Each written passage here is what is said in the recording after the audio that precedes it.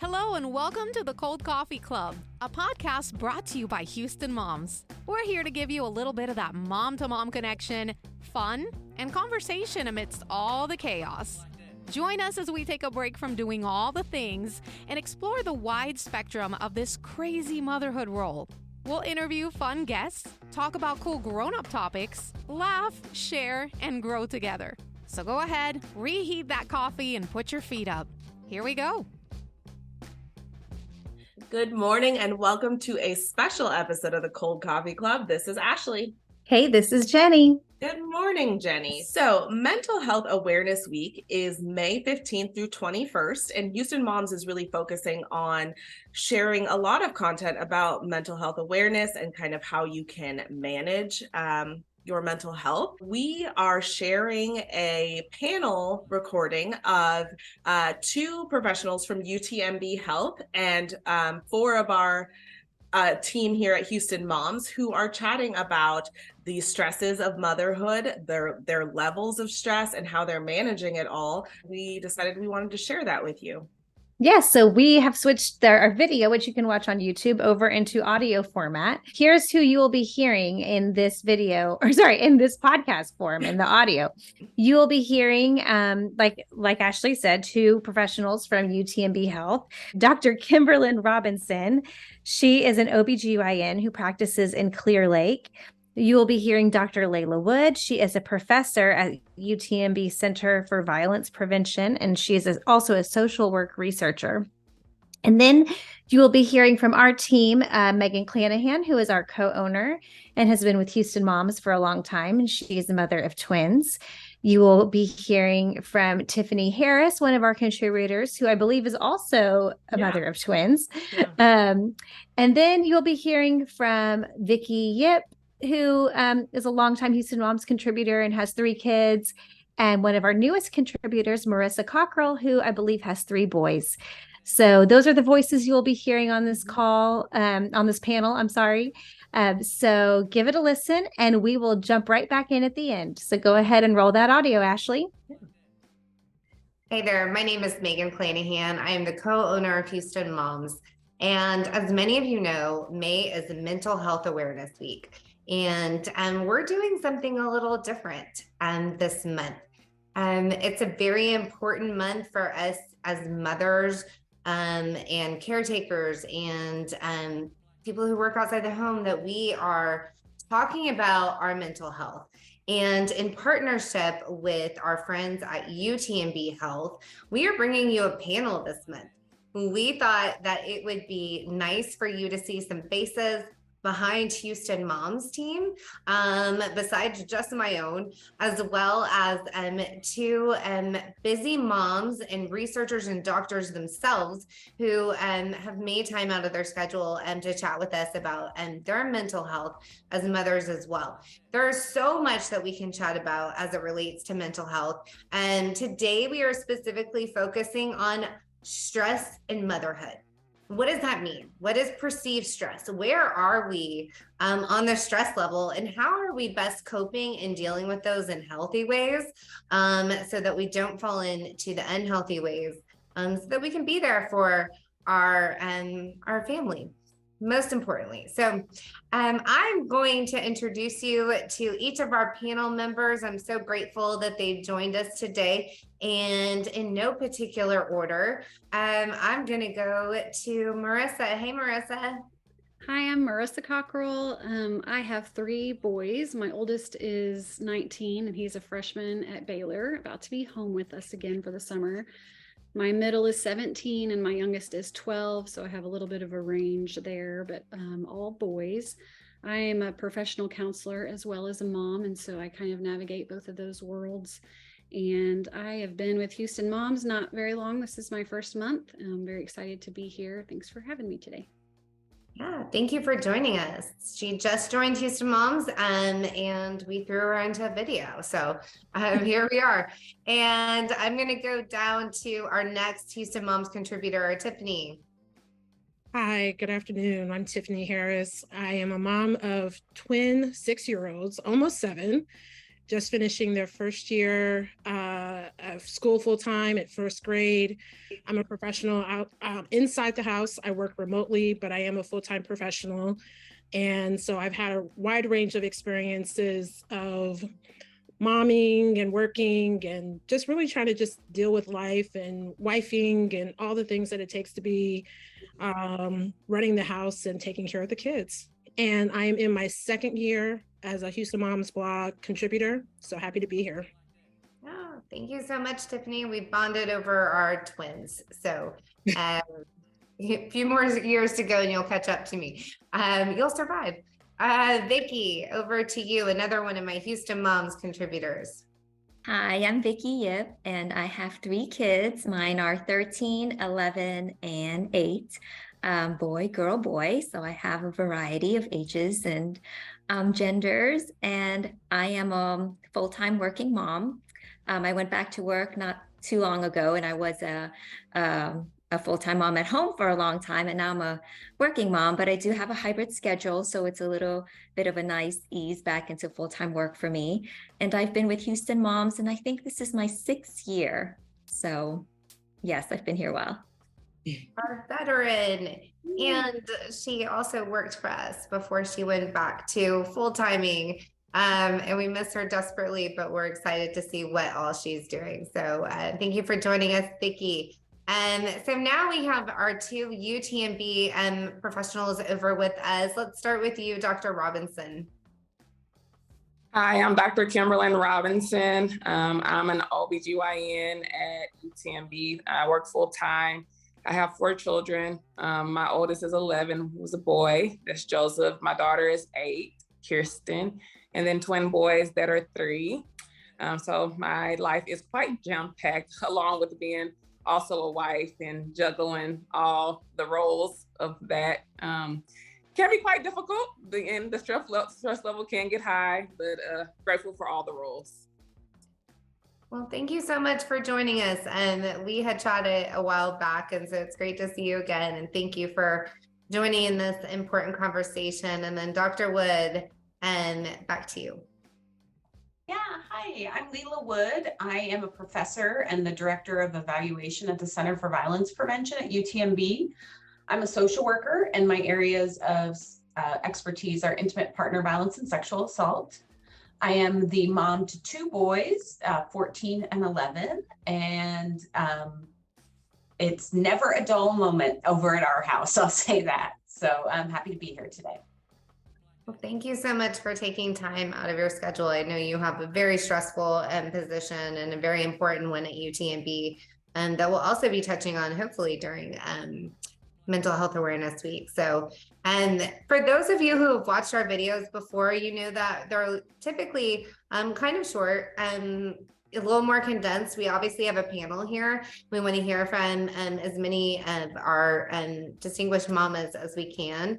And so it may be a little bit longer. If you are putting babies to bed or doing lunch or something, I encourage you to stop and then come back to this video so you can hear from everyone. We're also going to try to get it up on our podcast so you have an audio version as well. And so you can hear all of the input from our moms, but we're really just going to have a conversation today. So that you don't feel maybe so alone in your parenting journey. So I'm just going to throw it out, and we are going to start with, let's rank our stress level 1 to 10, our daily perceived stress level. How are you feeling today? We're just going to go straight down the board. Marissa, what would you say your stress level is today? Today, I would say probably a 4. If you are saying daily, I mean, typically I would average around a 4. Okay. Dr. Robinson? Well, today is my administrative day, so I would say I'm about a 4 probably. Given that my job is often a high stress job, plus trying to manage home from work, I would probably say I live around a 7 or 8. Sometimes a 10 depending on the day. So yeah, quite stressful, but I figure out how to get it done. Don't moms do that? Vicky, what about you? I think today I'm like between a 4 and a 5, which is, I mean, it varies usually, but there are some things that I'm looking ahead, like I need to do, so that adds stress when you're looking ahead. So I'd say I'm about a 4 or 5 today. Okay, Dr. Wood?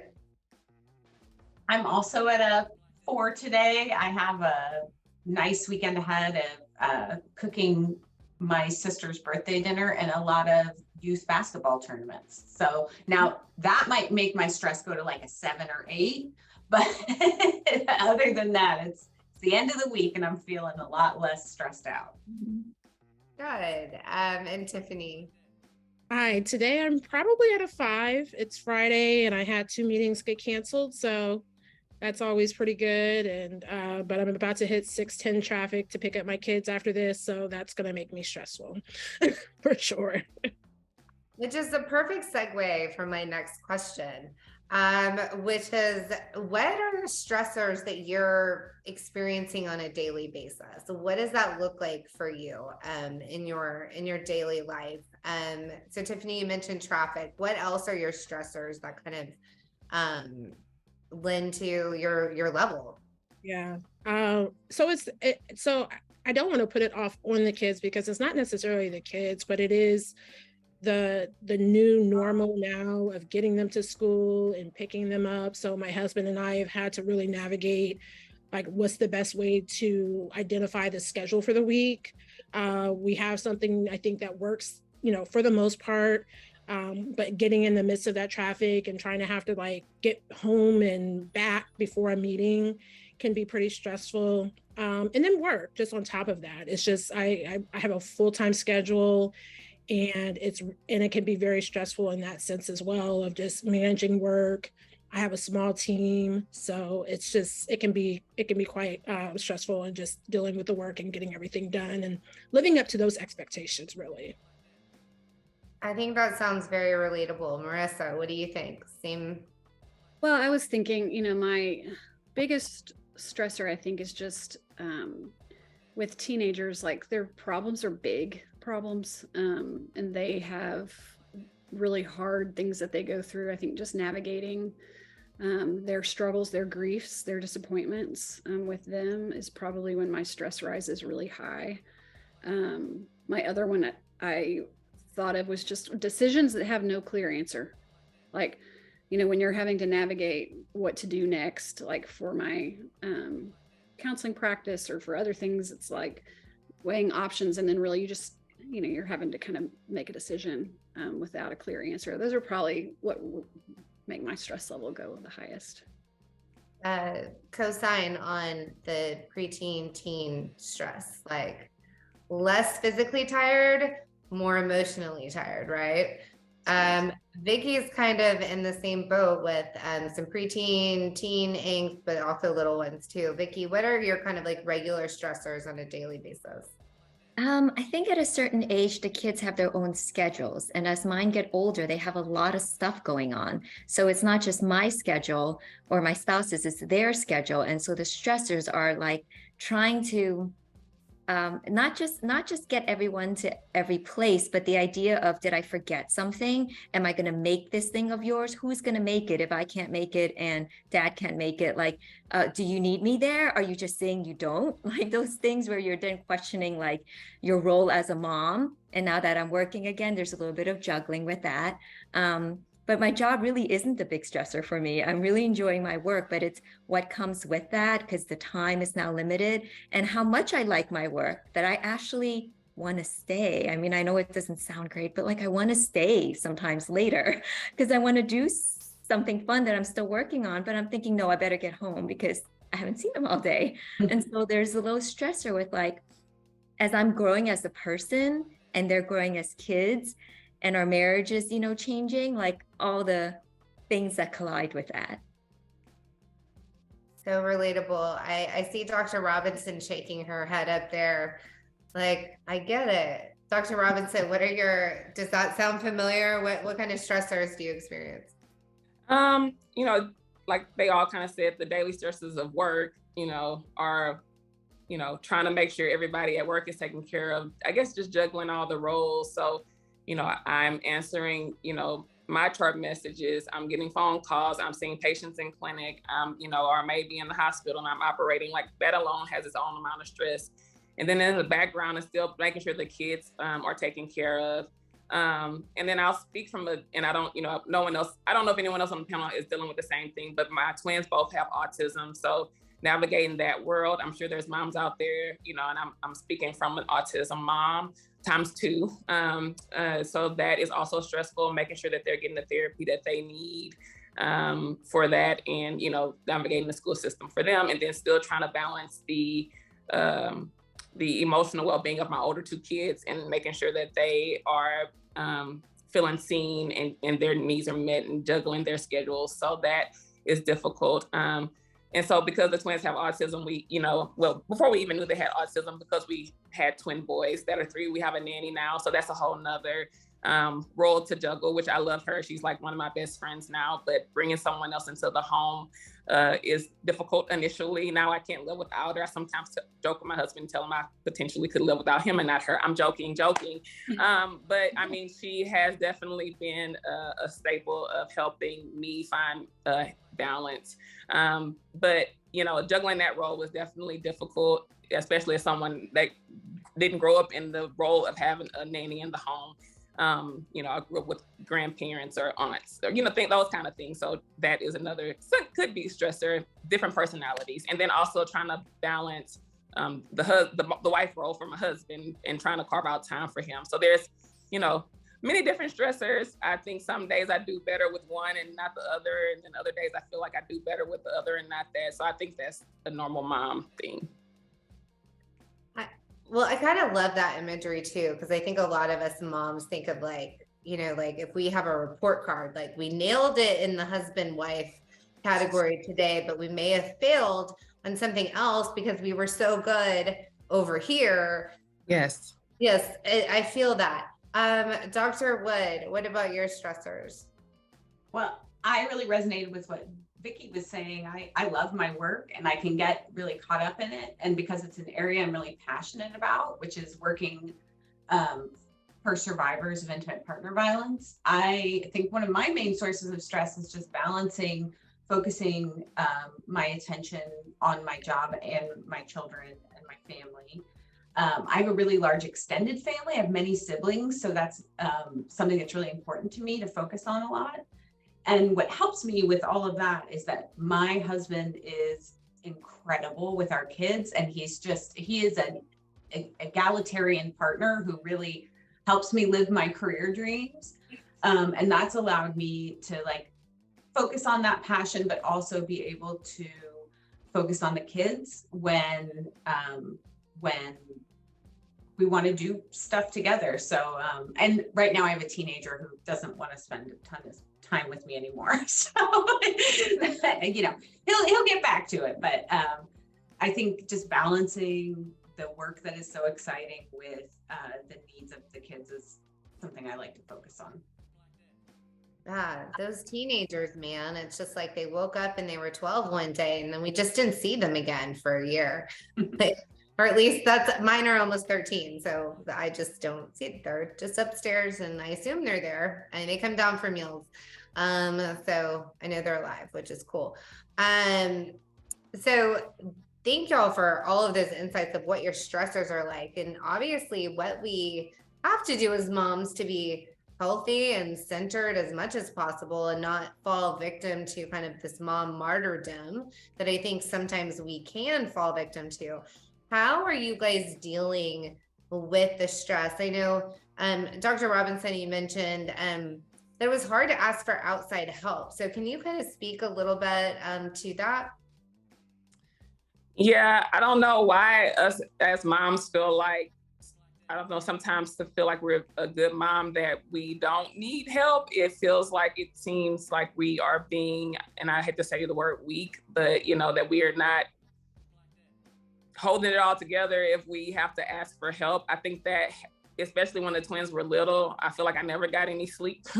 But I think that I kind of turned everyone away because And I don't know if it's a sense of embarrassment or a sense of like you can't do it, or feeling the need to like be superwoman, and asking for help. I think the other thing about asking for help though is you feel like you don't want to be a burden or a bother to other people. I think that was another thing for me, is like they have their own stuff going on. I know this is my stuff. I don't want anyone else to feel like I am bothering them or, taking time away. But I mean, the biggest thing you can do is ask for help. If they say no, that's okay. But unless you ask, you won't know. So that's the only thing that I would say is just ask. How did it feel that first time when you just like kind of almost admitted it to yourself? Like, I need help. Like, how did that feel to you? I guess initially it was suffocating. As someone who didn't feel like, I needed help. I mean, I'm a quite independent person. I mean, my husband has always been there to be a helping hand. And he helps a great deal, but then finally realizing like, okay, yeah, this is above what we can do on a daily basis. It's a little bit sobering, but then once you kind of release yourself and say, you know what, it's okay. Like, we're human. We're not superhuman. Once you release yourself and say, give me all the help I can get to help me get through this, because it truly is a village to take care of not only ourselves, but I think it takes a village to take care of moms too, or, like you have to have other resources to help your mental health and your children's mental health. So if you're trying to do it all alone, you can't be a good mom per se, because you are overstimulated is my new favorite term. Overstimulated, all the sensory is activated. Yes, absolutely. I think it's such a brave step to take. Marissa, I'm sure you can kind of speak to that, working with moms and kind of, what do you see are positive ways to kind of help deal with these stressors and talk about kind of like mommy martyrdom and how that can affect our mental health? Yeah, I mean, I think that's a newer concept, right? It's a very kind of American ideal, like that we're supposed to do it alone. And I think that if we look back through history, I mean, they lived in community, they did life in a community. And so I think just the fact that we even feel that we are weaker if we can't do it alone, it's sad, because, years ago, they didn't even think that they could do it alone, right? And so, yeah, I think that's mom guilt is something we all talk about and deal with all the time, right? There's guilt of doing too much, there's guilt of not doing enough. So I mean, it's just yeah, I think for me it's knowing what I value as a person and living out those values, right? So like one thing I tell my clients a lot, like, I value peace and connection. Like, that's what I value. And so my own personal peace and connection with people. And so if I'm stressed and I'm at the end of my rope and I'm not going to do the dishes, I'm going to sit on the couch and read a book. Like, that's what I value. I value feeling peaceful in my inside. If I need to sleep, I'm going to sleep, like, because it's a value I have. And then if my kids are downstairs and they're wanting to connect, like, I drop everything I'm doing, I connect. Like, that's a huge value for me, right? And so when you know kind of who you are and what you value, I think it's easier to know what you can say no to, so that you can say yes to the things that actually matter to you. That's been really helpful to me. I feel zero guilt if my house is a mess, if I'm doing the things that I value, right? Like, who really gives a crap? Like, if you're, like, if your house is a mess, if you're connecting with your people, and you feel full in your tank and you can keep going. And so that's helpful to me, at least. I could not love that more. Like, just thinking that kind of colors your whole perspective, right? The things that you value becomes your totem pole of how you say yes or no to things. And I think that's incredibly important and insightful. I would encourage anyone who just heard that, write down like what's important to you, and then let that guide your motives and what you do. Dr. Wood, obviously you have a stressful job. You have a lot of emotional stress I know that comes with your job too. There's a lot of intake coming into you for what your role is. What is your best advice to dealing with stress? Yeah, I mean, I do a lot of work interviewing and learning more about intimate partner violence survivors and their experiences. And it can be stressful, but I actually get a lot of strength and resilience from that because survivors are amazing and they overcome incredible adversity, and they're moving mountains with very little resources. So I actually get a lot of compassion satisfaction from my job. I think my biggest source of stress, and this relates to mental health, is that there aren't enough resources for people that need them. So I do get stressed out about the lack of counseling for people who are experiencing poverty, or the mental health needs of teenagers who experience teen dating violence. So my biggest sources of stress are just kind of around the lack of resources. And what I do when I feel that way is I work with the community organizations like Houston Area Women's Center or Bay Area Turning Point. I work with them to ask them, how can we use research to help you advocate for what you need? How can I help you get what you need as an organization to help folks? And I find that advocacy fills my cup in a way that nothing else can. And then I know my kids, my boys, are seeing their mom advocate for others who are experiencing crisis and vulnerability. And they're listening and they're watching, and they're seeing their dad support their mom doing that work. So it kind of helps me to feel less stressed to know that there's a place I can advocate for those resources and I can help those agencies out. So that's what I do. That's what, works for me. What a great point. The giving back aspect, the advocacy point. Whenever we put out our holiday guide, we know it's a stressful time for many parents, and we always try to include a giving back because sometimes you just need that own internal cup filling to then be able to pour out more. And so I love that. And I love that you recognize that in yourself. I think that's so important. Vicki, your life has changed a little bit in the past year. And so how are you dealing with the different stressors, and especially as the kiddos continue to grow? Yeah, I think there are a few things that come to mind. First, I think letting go of perfectionism, just the fact that you can't do it all. You could do a lot of things, but that you have to choose, like Marissa was talking about, what's important to you kind of thing. So it's really defining those things for yourself, like perfectionism, letting go of what even people think about you.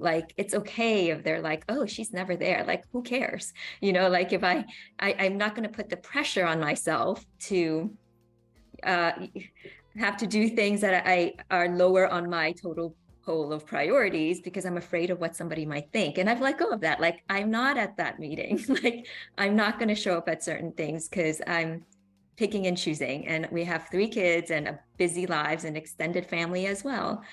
So there's that.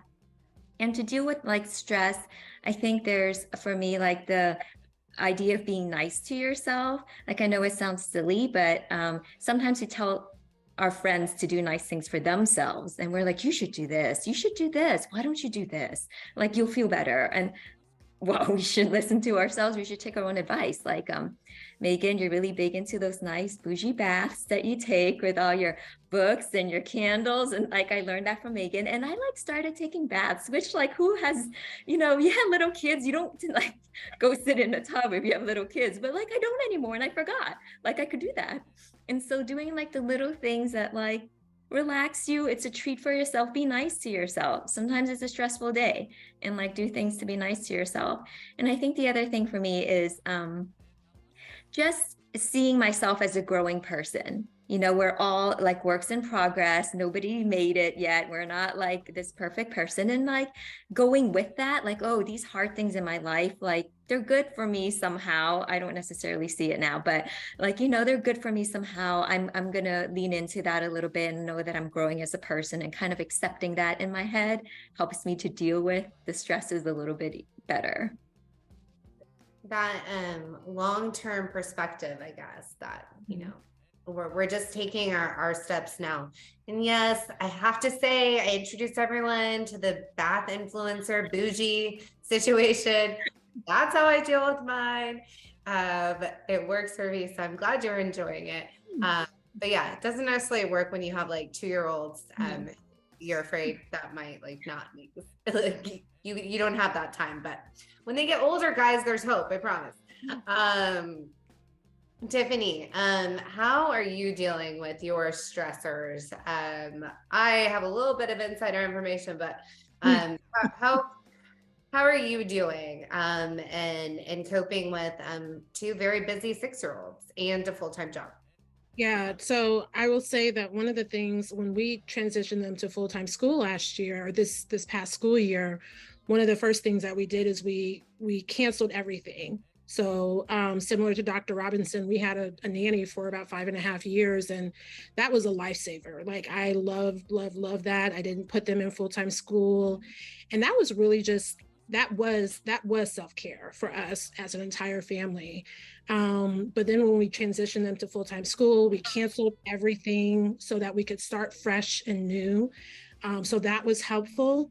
And then as we proceeded in this school year, I continued to just offer up guardrails for people in my time, both at work and in other areas of my life, so that similar to what other people have said, like Marissa, like I know what my value systems are, and I know what I care about. And so again, like Vicky said, I can say no to a meeting, I can say no to whatever event, but there's a lot of things I do say yes to as well. So I continue to say yes to Houston Moms blog as a writer because that's important to me.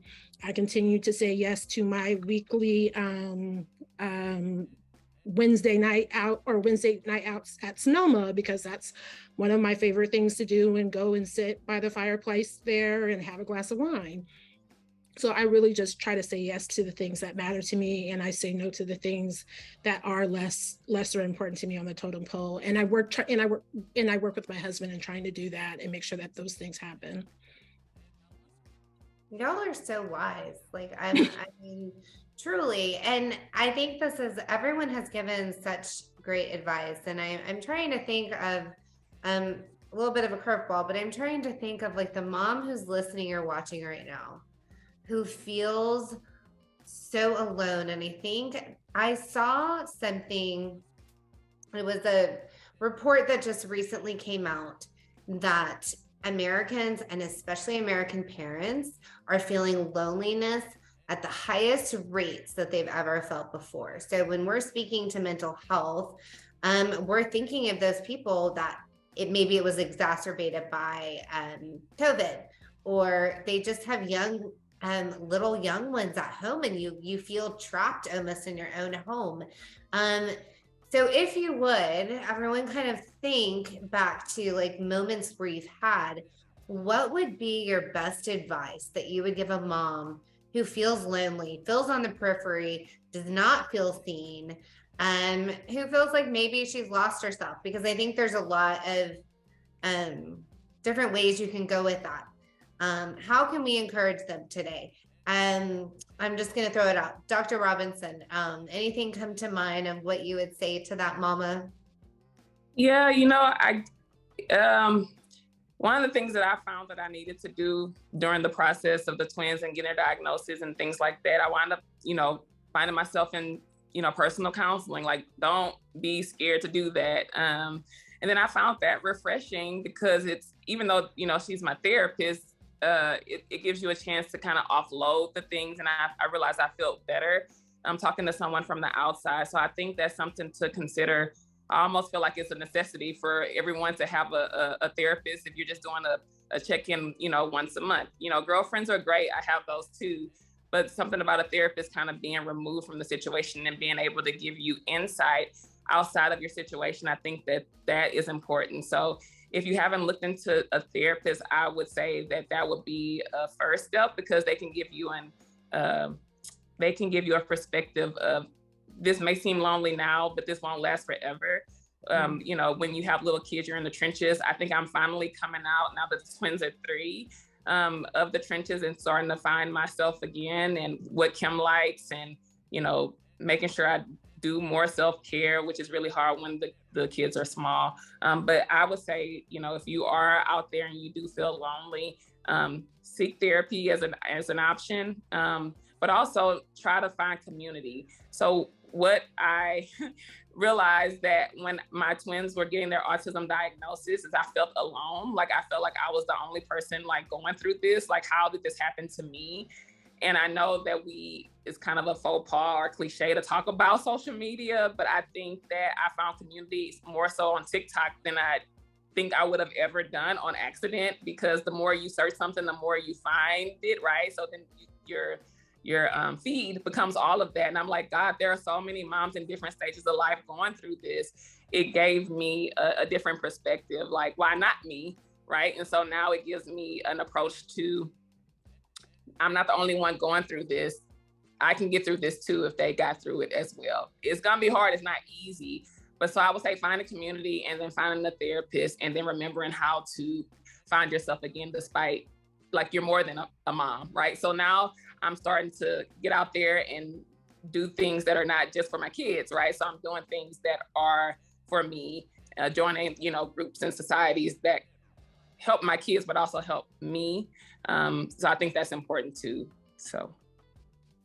I love that. And for Kim, right? Not Kim the doctor, not Kim the wife, not Kim the mom, not Kim the mom of twins with autism.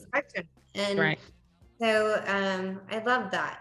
And you brought up a perfect segue over to Marissa, who I'm sure would love to speak about the values of speaking to a counselor. And but yeah, what would you tell the mama out there that feels just like they're on an island?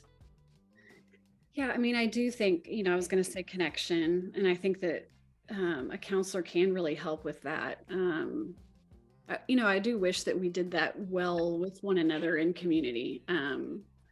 I think that it's sometimes harder to find, and I think a professional is just helpful. I mean, I have my own counselor, so I believe in it. I don't just, you know, I'm not just a counselor. I go to counseling because I believe that that the support of that is very helpful, and it's changed me and made me a better person. I think, you know, another encouragement I would give to moms is, you know, there was a Harvard study done on happiness, and they found that presence is the #1 contributing factor to happiness. And, you know, practicing being in the moment that you're in, even if everything in you feels like you want to escape because you're so tired of the 2-year-olds, you know, or like just the grind of the day, but pushing up against, you know, that temptation to get on our phones or to be distracted or even to be in our heads sometimes, and just be present and practice being present will increase your joy, because, you know, I think it's just hard for us to be in the moment. And I think as much as we can practice that, you see great difference in your life. So those 2 things I would say: connection and presence. That just took me to church, the whole presence thing. I mean, because I'm so guilty of it. Like, I will be doing stuff, you know, all the time, and my kids will come home from school, and I'm like, one more email, it's fine. And it may not be. I mean, they kind of still need their mama. Dr. Wood, what's the one piece of advice or 2 pieces of advice you would give to a mama who's feeling a little bit down? Well, Dr. Robinson took mine, which is if you don't have time. So I'm a huge believer in counseling, and it's been a huge benefit in my life, especially in my transition to motherhood. I guess I'm thinking a lot right now about moms that are new to having teenagers, because that's a whole other transition. You have the time to kind of explore yourself in a different way. and your role changes. So there's these developmental phases of our children, but our motherhood changes with those phases. And so I guess what I would encourage folks to do is, the internet gets a lot of bad rap, and it deserves some of it.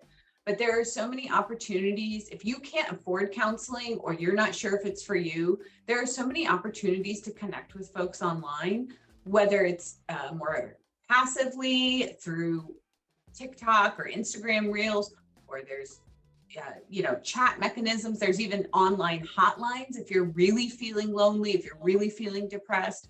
So I think the internet is an incredible resource to either add to that counseling or to kind of just get some connection. Because I agree with what Marissa was saying, like, so much is about connection. The other thing I would say is have a roster of different mom friends. Have a mom friend for when you need to go out to drink wine. Have a mom friend that'll run errands with you. Have a mom friend that you're not even that close with, but that loves your kids. Have people, just like you have pairs of shoes and outfits for different occasions. Different phases of motherhood merit different friends. When my kids were little, I pretty much needed to be around other people with young children. Now, I have mom friends that have kids, they're empty nesters, or they have young children now, and I don't have young children anymore. And I really enjoy that variety. And it helps get that connection, and just know that your needs change, and it's okay to change your social group and your sources of connection as your needs change. I hope y'all are taking notes while you're watching this video or listening to it, because I think that was so insightful. Also, I would echo, I know, social media can get a huge bad rap, but that's actually how Houston Moms was born. So shameless plug here is that we exist to be here for you 24 hours a day, 7 days a week. So if you're up at 3 a.m. and you're changing diapers and you're wondering if your kid will ever sleep, we have an article for that, or you can go and find inspiration, find hope, find comedy, find relief in those words written by very real moms that you're seeing here today. I think there is a huge value in the online communities. Just don't read all the comment sections of everything. It's probably safe for your mental health. Don't go dive deep on your local news station in their comments, because you won't enjoy your trip there. So Tiffany, down to you. What would you tell a mama who just feels a little bit alone? I would say continue to explore what you like. So with twins, it was with twins, it is just double time all the time. And I really just had to figure out what are the different things that I liked. I remember I applied to be a writer, I think a year or two before, and I didn't get accepted, but it turned out to be a good thing that year because things were just so crazy. I've started volunteering now because I feel like I need to start doing that and returning to the things that I care about. So I think, as sort of to what Dr. Wood said, it's just continue to figure out who you are and evolve with that, and find community in the areas and spaces that are connecting to you in that moment as a mom or as an individual, so that you then cannot feel so lonely. Because again, I think that's the kind of recurring word, is that it really is about connection, either to other people or to the things that make you feel passionate and alive and feel good. That's a perfect way to put it, that it's not just connection to others, but it's a connection within yourself, who Tiffany is, who we all are. Vicki, over to you. Yeah, thinking back on when the kids were little, I mean, I really can relate and feel that loneliness, like being on an island, like trapped in your house. I remember it. It's slightly traumatic. I will always remember that feeling. And you feel like you're alone. So what I would say is that you're not alone. You feel like I feel like I'm the only person that, I just moved here. I just XYZ, I must be the only one who, whatever. And it's in reality, you're not. A lot of people are in the same boat. And so maybe to think of it as definitely a season. Like I would say, this is, I promise, a season. It's a season and it will pass. And I know it because I went through it and it was horrible and it was lonely sometimes. Not that it wasn't wonderful too. Like, it's also wonderful, sure. But I mean, the physical labor of carrying children and car seats and all of that, I remember it well. So I would say it's a season. Obviously, they're not always going to be in the car seat. Like, you won't always have to lug the bag around. You won't. And the other thing, as others have mentioned, is community. So for myself, I had joined Mothers of Preschoolers. It's a group, and they had like different, in different areas of town, there's different groups that are also called MOPS, Mothers of Preschoolers. And it's like a local moms group, and there are all kinds of local moms group. And this is where the internet is wonderful. You can try to search one and find one. And the thing with that is, you can go and still feel lonely. And that's the truth. But it takes maybe on your own end commitment, like saying, well, I'm going to keep trying. Like, knowing that of course it's like that. You go somewhere new, maybe you don't know anybody, right? I'm going to keep trying. And I just go. I could not know a person, but I tell myself, someone's going to be my friend. Like, I'm a friend here. Like, you tell yourself, I'm going to do this. And you go and you go and you go. And suddenly I was there like 8 years. And like, and you make some of your closest friends there. And part of it is being committed, like telling yourself, let me give it a shot, a real shot. And part of it is also being vulnerable. Like, you also have to be like, well, I'm lonely. Like, I remember one of the moms in that group literally standing up and saying, I need a friend. And of course, people were like, we'll be your friend. But, nobody had thought of being the mom that just stood up and said, I really need a friend.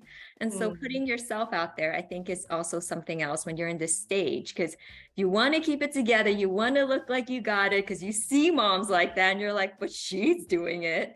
But, we all know it could look like something on the outside and not be the truth. So such great information in putting yourself out there. That is one of the hardest things that we can do, to kind of, because I think we all wear that mom mask a lot of the time, where we want to. I'm a type 3 Enneagram, so I want to look like I have it all together. Every time I come in one of these videos, everything runs smooth and we're great. And y'all know that that's not the truth. And so it's kind of the same in our mom life, that, we need to kind of remove that mask, and so we can kind of do some deep dives and not feel so alone. So I think y'all, I have the best job in the world, and we could be here forever talking about more about mental health awareness, especially in our moms. We know that we're at this just kind of like crossroads of mental health, and we're getting more and more aware of it. But now what's the next step? How do we help our fellow moms? How do we get more professional help? And as Dr. Wood alluded to, that. And so we want to continue having these conversations. I think they're super, super important. And I wish we could just like sit here all afternoon and go to Sonoma with Tiffany, or go have a cup of coffee. I wish we could do that. But I am so thankful to UTMB Health for sponsoring this mental health series that we're having. There's going to be a lot of great articles that are going to come up on our site, both written by UTMB Health professionals, as well as our own team, talking about everything from postpartum depression to teen mental health, which that was also touched on today. So incredibly important. I hope you'll tune in this week and see all that we're writing. To my Houston Moms team, Tiffany, Vicki, Marissa, thank you so much for joining, y'all. Sure. Oh, I really appreciate you guys, and I know why you're here, and I know your heart for moms, and I appreciate that. To our UTMB professionals, Dr. Wood and Dr. Robinson, we heard about your very busy lives, and you were so kind to share a portion of your day with us. Thank you so much for joining us. Thank you. Thank you, Dr. Wood.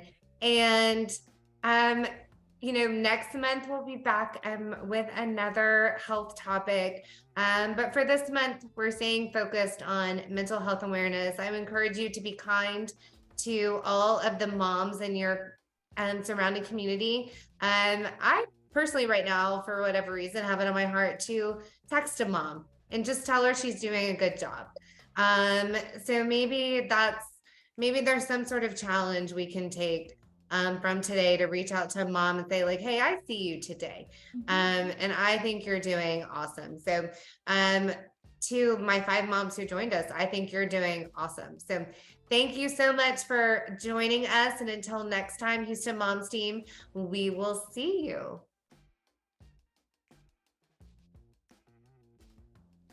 Well, that was amazing. I mean, moms have so much on their plates and so much while being caretakers, handling our families, and yeah, yes. that was so usul. Yes, and thank you to UTMB again. They're longtime partners of Houston Moms, and we love all of their entire team over there. And we have been sharing mental health related topics and resources all week long at Houston Moms. So we are linking not only to this video and to other resources from UTMB, but also just to all of our mental health related topics here in the show notes. So thanks for joining us for this really special episode. And we will see you next week on the Cold Coffee Club. Thanks for joining us. Bye-bye. Bye. You've been listening to the Cold Coffee Club, brought to you by Houston Moms. We wish you a fabulous week with your families and look forward to sharing many more cups of cold coffee with you.